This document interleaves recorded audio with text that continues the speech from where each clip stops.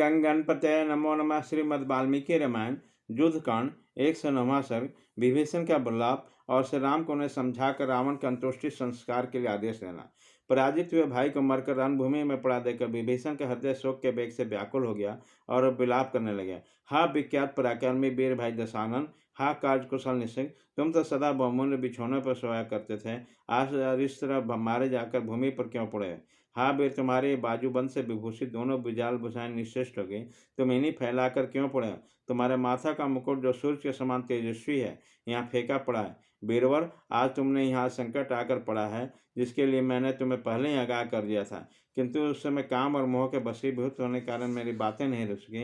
अहंकार के कारण न तो प्रशस्त ने, न इंद्रजीत ने, न दूसरे लोगों ने, न तीर्थ कुंभकर्ण ने, न तिकाय ने, न नरांतक ने, न स्वयं तुमने मेरी बातों का अधिक महत्व दिया।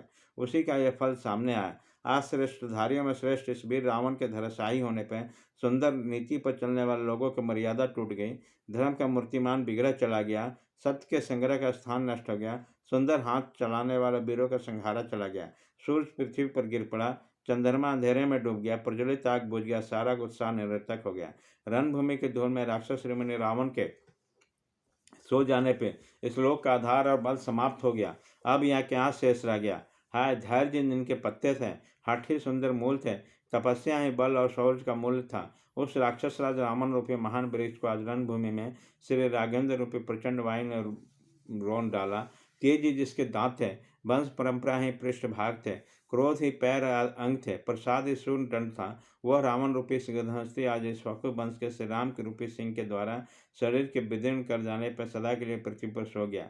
पराक्रम और उत्साह जिससे बढ़ती हुई ज्वालाओं के समान थे, निश्वास ही घूम रहा था, अपना बल ही प्रताप था। उस राक्षस रावण रूपी प्रतापी अग्नि को इस समय युद्ध स्थल में श्री राम रूपी मेघ ने बुझा दिया। राक्षस सैनिक जिसके पूज्य कुकुद और सिंह थे, जो शत्रुओं का विजय पाने वाला था तथा पराक्रम और उत्साह आदि प्रकट करने में जो वायु के समान था, चपलता रूपी आंख तथा कानों से युक्त वह राक्षस राज रावण रूपी सार महाराज से राम द्वारा व्याघ्र द्वारा मारा जाकर नष्ट हो गया। जिसमें अर्थ निश्चय प्रकट हो रहा था, ऐसे युक्त संगत बात करते हुए शोकमग्न विभीषण से उस समय भगवान श्री राम ने कहा, विभीषण, यह रावण सम्रांगण में असमर्थ होकर नहीं मारा गया, इसने प्रचंड पराक्रम प्रकट किया है, इसका उत्साह बहुत बड़ा हुआ था, इसे मृत्यु से कोई भय नहीं था, यह देवात रणभूमि में धराशायी हुआ। जो लोग अपने अबुद्धि की इच्छा से सत्य धर्म में स्थित होकर सम्रांगण मारे जाते हैं, इस तरह नष्ट होने वाले लोगों के विषय में शोक नहीं करना चाहिए। जिसकी बुद्धिमान वीर ने इंद्र सहित तीनों लोगों को युद्ध में भयभीत कर रखा था, यदि वह इस समय काल का अधीन हो गया तो इसके लिए शोक करने का क्या अवसर नहीं है। युद्ध में किसी को सदा ही विजय मिले, ऐसा पहले कभी नहीं हुआ। वीर पुरुष संग्राम में या तो शत्रुओं के द्वारा मारा जाता है या स्वयं ही शत्रुओं को मार गिराता है। आज रावण की जो गति प्राप्त हुई है, वो पूर्व काल के महापुरुषों द्वारा बताई गई उत्तम गति है। छात्रवृत्ति का आश्रय लेने वाला वीरों के लिए तो बड़े आदर की वस्तु है। क्षत्रिय वृत्ति से रहने वाला वीर पुरुष यदि इस युद्ध में मारा गया तो शोक के योग्य नहीं। यह शास्त्र का सिद्धांत है। शास्त्र के निश्चय पर विचार करके सात्विक बुद्धि का आश्रय लेकर तुम निश्चिंत होकर जाओ और अब आगे जो कुछ विपरीत संस्कार आदि कार्य करना है उसके संबंध में विचार करो। परम पराक्रमी राजकुमार श्री राम के ऐसा कहने पर सुख संतृप्त हुए भगवान विभीषण ने अपने भाई के लिए इसके बात कही।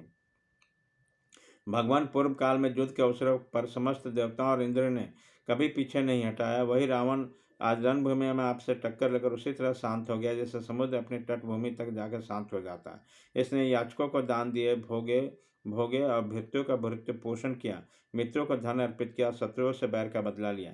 यह रावण अग्निहोत्री महत्वपस्वी वेदांत वेता तथा यज्ञ आदि कर्मों में श्रेष्ठ सूर परम कर्मठ रहा है। यह अभी प्रेत भाव को प्राप्त हुआ, अतः मैं ही आपकी कृपा से इसका प्रेत कृत्य करना चाहता हूँ। विभीषण करुणाजनक वचनों को अच्छी तरह समझाए जाने पर उदारचेता राजकुमार महात्मा श्री राम ने उस रावण के लिए स्वर्ग आदि उत्तम लोकों की प्राप्ति करने वाले अंत्येष्टि कर्म करने की आज्ञा दी।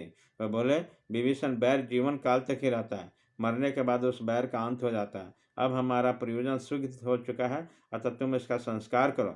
इस समय यह जैसे तुम्हारे स्नेह का पत्र है, उसी तरह मेरा भी स्नेह भाजन है। इस प्रकार श्री वाल्मीकि निर्मित रामायण आदि काम के युद्ध कांड में 109वां सर्ग पूरा हुआ।